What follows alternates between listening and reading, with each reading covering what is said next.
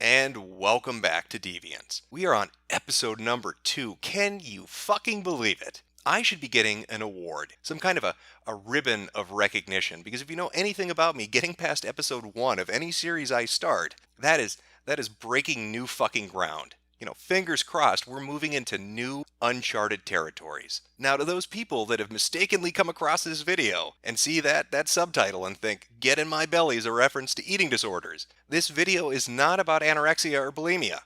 Though you will be throwing up by the end of it, just not for the reason you think. And why is that? Well, that's because we're talking about vor. Now, if you were to search up that term on DeviantArt, you would get 190,674 results. That is more than the total population of Samoa. Could you imagine an entire island nation full of nothing but Jeffrey Dahmers? You can if you visit DeviantArt, because that is what we are looking at.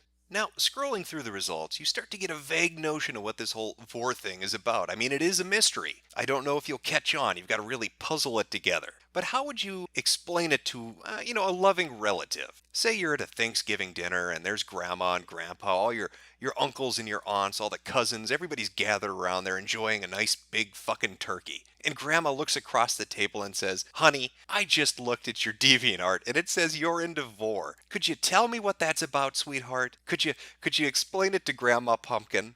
Well, I've got the perfect response that I think really sums it up and describes it pretty succinctly. You'd look at your grandmother with a big smile on your face and you'd say, "Well, Grandma, vor is pretty much erotic cannibalism. I get an erection at the idea of people living inside my stomach. And that's perfectly sane and reasonable. In this current year environment, I have a feeling that your grandparents would stand up immediately and begin to applaud. How stunning and brave a butterfly you are, flying against the breeze. But hey, we shouldn't be assholes here. We shouldn't judge a book by its cover, or in this case, the muffled screams coming out of somebody's abdomen. We should really take a look at the content and try to get a better understanding of this particular interest that people have in this subject matter. And what better way to do that than with the written word? So sit back and relax as I read to you this amazing piece of literature from Tannicus Fox, entitled Shadow plus Sonic Vor, published on November 24th, 2007. Now, due to time constraints, I'm going to confine this to the last portion of the story, otherwise this would be a 15-minute reading. And I'm sure you don't want that. I don't want that. You don't want that. I don't even think Tannicus Fox wants that. Sonic wiggled about in the soft, spacious yet tight and muscular belly of Shadow. He couldn't help but sigh. At least he tried, but he couldn't help but grin. Shadow had been a good opponent, and was claiming the spoils of his victory. At least Sonic found solace in this way of going. He'd become part of something stronger than himself. Shadow's hand rubbed over his swelling girth as more of Sonic piled into it. He removed Sonic's shoes promptly, his socks right afterwards. With a shove on his feet and another swallow, Sonic had slid in up to his ankles. Only the very feet. He was so famous for remaining outside of Sonic's... Jesus. Only the very feet he was so famous for, remaining outside of Shadow's jaws. As Sonic was crammed into the tight but expanding stomach, he reflected upon all the events that had occurred. He and Shadow had fought several times, encountered each other several times. Even with clear hatred, they had become more like rivals than enemies. They even had a casual conversation before the final showdown. It was a fair fight. Sonic and Shadow were evenly matched, but apparently, Shadow was better. Shadow slurped Sonic's feet into his maw with minimal effort, his tongue licking over his soles, causing Sonic's wiggling to increase. Shadow murmured as a result of the wriggling meal within him. After a moment he tried, and tilted his head back, and with a final gulp, claimed his victory over the world's hero. Sonic's feet quickly slid into the black hole of his throat, soon joining the rest of him in Shadow's tight gut. Shadow himself had fallen back. It had been quite some time since he had devoured such a large meal at once, and in one piece as well. He stroked a hand over his full stomach, practically purring. Soon the hedgehog would be all his. just as the world would soon be his master's. You put up a good fight, Faker. But as I said, there's only one ultimate life form. Shadow lay back, relaxing. With time near practically frozen around them, he could relax for a while. Sonic's squirms had stopped, but as he felt around, he realized Sonic was not dead. Sonic was apparently sleeping in his warm, slimy bedchamber. Shadow only chuckled. At least Sonic was able to admit defeat. He dozed off, his stomach soon emitting loud gurgles, as it worked to break down and absorb the hedgehog within. When Shadow awoke, he stood up. Time was still going slow, thank goodness. As he gripped the emerald on the ground nearby, he looked down. Though the bulge had shrunk, it was still massive. He gave his stomach another pat. He blushed as he let out a large burp. Shadow had forgot about those coming with large meals. He chuckled as he picked up Sonic's gloves, socks, and shoes. Looking over the edge of the highway, he promptly tossed them over and watched them fall to earth. "Sayonara, Sonic the Hedgehog," Shadow said, before grasping the jewel and heading back to the Ark's control room. Well, what a fantastic and well-written story. And it's one of the originals. That is an old classic of Vor. Well, let's take a look at some of the comments that have been left throughout the years to see how people have responded to this. Jasmine Herm writes, "Now that was hot. Nice work there. Say, do you RP? 3? I RP sometimes. V. Would you like to RP with me? 3. I am very good. Would you like to RP with me? 3. I am very good. I'd need to find the time, XD. Could you let me know when you do? 3. I so want to RP with you. From a now deleted account. Hot damn. That was hot, XD. I love Shadow and I loved this. And I don't even draw or write Vor or anything. Not when characters are normal sized anyway. But OMG. This is written so well and I kind of blushed. You need to write more, 3. Why thank you, X3. I've actually written another fic where Silver eats Sonic. But since it's adult content, I can't post it here. D:. I need to write more PG stuff, yes? Why can't you post it here? Just stick a mature content filter on it, 3. Let's just say Silver chooses to insert Rod A into slot B. Therefore, it's not allowed on DA, X3. From Chibico Wolfie. Might as well save him so he isn't voiced by Jason. I like this story. That was yummy and hot, X3. Indeed. One less character bastardized by Griffith, D. And thanks, 3. I should write more Vor stuff, featuring the 4 Hedgies. Well, simply fantastic. People really appreciated the literary depth of this story. That was clearly what they were focused on. Nothing else. Just good, old-fashioned storytelling. A fictional world that you feel like you inhabit when you read it. But I don't want you to think that Mr. Fox here is just limited to writing. No, he's an artist too. He's been doing this for 11 years. His most recent piece was from May 21st, 2016. We'll take a look at a few selective pieces to give you an idea of the depth of his talent and the scope of his interest. Burp. Well then, it seems your friend underestimated how fast I can open my jaw. Do you feel more fortunate? By all means, try to hit me. I have plenty of room.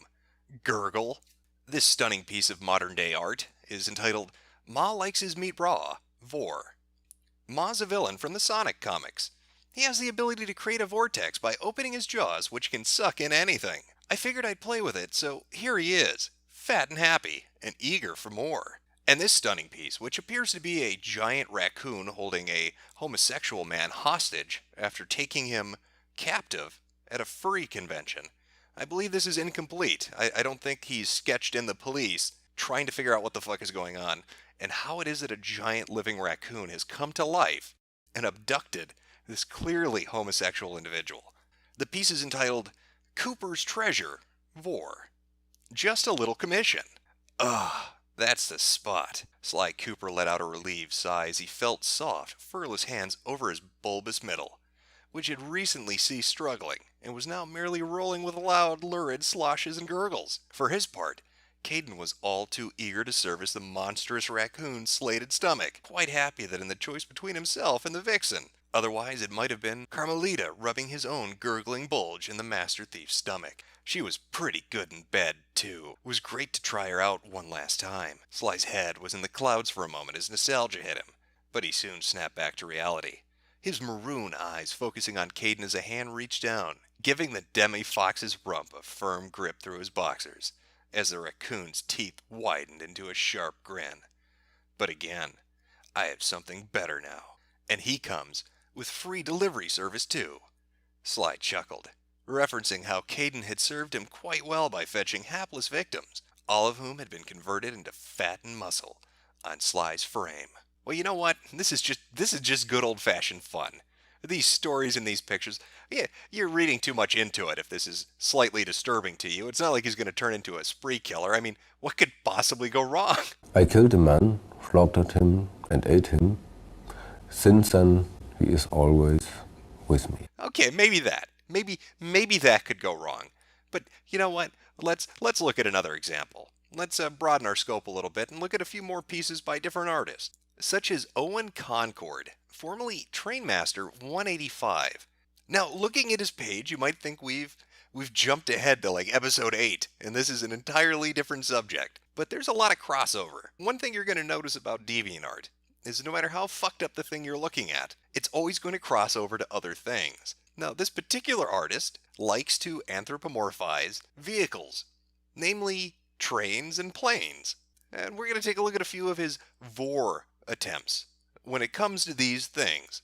An example of that would be this. Isn't that just wonderful? Look how happy that little plane is to be boiled alive inside that thing's stomach. Now you may be asking, what exactly is in its stomach? Is that jet fuel or stomach acid? How does this work? How does a living plane function?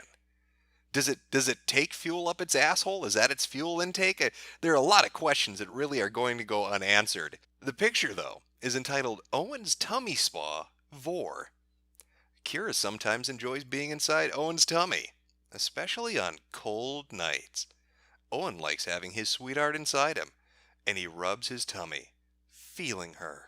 Now, judging from this picture, it would seem obvious that Owen's subconscious, the voice of his parents in the back of his head is screaming out as that pizza delivery truck. What the fuck is going on here? I'm not exactly sure of the proportions or the angles. I don't know if this is some kind of weird fucking flip-flopping automobile. Is this a bus? Is it a car? There are a lot of questions involved. All I know is that vehicle inside is begging for sweet fucking mercy. Save me. I think if you gave it a gun, it would probably blow its fucking engine out. And of course, it's entitled Pizza and Wieners War. Looks like Axel's extremely hungry, so he just started going after fellow vehicles who promote food products. Disclaimer, the Pizza Planet truck from Cars and Toy Story are from the Walt Disney Company, and the Wienermobile is a trademark of Oscar Mayer and its parent company, the Kraft Heinz Company. Thank God he said that.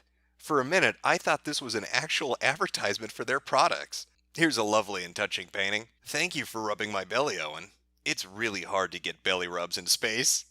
You're welcome, Victor. Your belly is just as squishy as mine when I'm fat. Plane Lover 66. Belly rubs for Victor. I rub his belly. Victor. Thanks. You're welcome. How does it feel? Keeps rubbing his belly. Victor. Good. That's great. I keep rubbing his big, squishy belly. Train Boy 101. Can I help? Owen. Yes. Keep rubbing Vic's belly. Okay. Starts rubbing nicely and great. Victor. Heyo. Go get yourself fat so you can get a belly rub too. Continues rubbing. Owen. All right. Then go eat some crap. Victor, I love it. Continues rubbing. So you've been to space? Continues rubbing. So you've been to space? Victor, yes, several times. There's nothing better than having a fun belly rub with another furry plane. Furry plane belly rub time. Owen enjoys his wolf suit a lot. That he ended up rubbing bellies with Shamu. The two really enjoy looking like animals.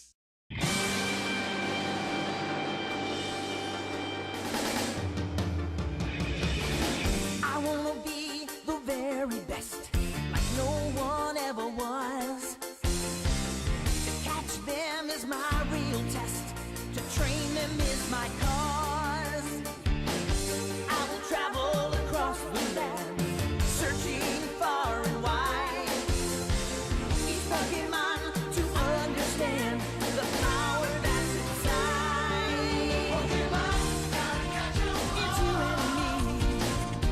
I know it's my destiny. Pokemon, oh, you're my best friend in a world we must defend. Pokemon, gotta catch 'em all. A heart so true, our courage will pull us through. You teach me and I'll teach you. Pokemon, gotta catch 'em all. Gotta catch 'em all.